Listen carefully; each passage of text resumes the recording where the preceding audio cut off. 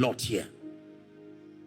The cyclical move of God, moving again as he did before. So when you meet a man that has done business with God for many years, he can read the writings on the wall and tell you, I know this move. When I was 17 years, this was how the formation of the revival started. And now I see that same formation. So he can guide you. An example of such a move and such an advantage was Eli and Samuel.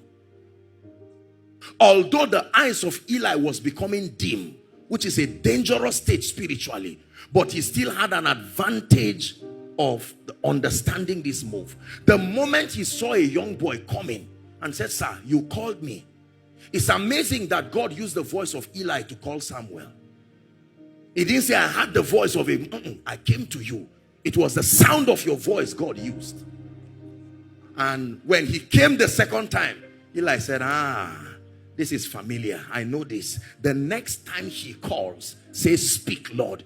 Because until you respond, he cannot continue. He will not violate your will. Remember that God lures men. Oh dear. Help me, Holy Spirit. I don't want to delve and talk about so many things now. The way God lures men into dimensions, you see, is to come to you. He knows your spiritual hunger and appetite. So he will manifest something about him that reflects your hunger and hide it back.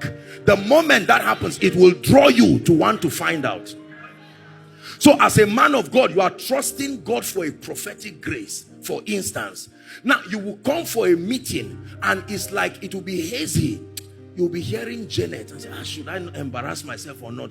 Who is Janet? I'm the one. Are you 5 in your... We are 5. You see, you are happy. And then the next meeting, you will try it again. And it will not work. It is not backsliding. He's luring you. Dimensions in the spirit cannot only be believed. They can be tasted. Oh, taste and see. I've always used this example. Let me use it again. I come from the north. And many of you have them here, right? That these people that sell meat. Yes. They never allow you buy it. They allow you taste it first. Because they know that the awareness of what is in your pocket will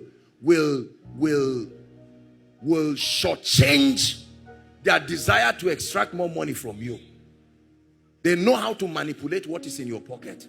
So they'll say, don't worry, there's no pressure. You can even go if you want to. They will dare you. And so you plan to spend 1,000 naira. And your wife is standing there with you. And then you taste one. What of this one? This one is like it has too much fat. They will bring out another one and say, this one doesn't have fat. You end up spending 5,000 naira there unplanned for.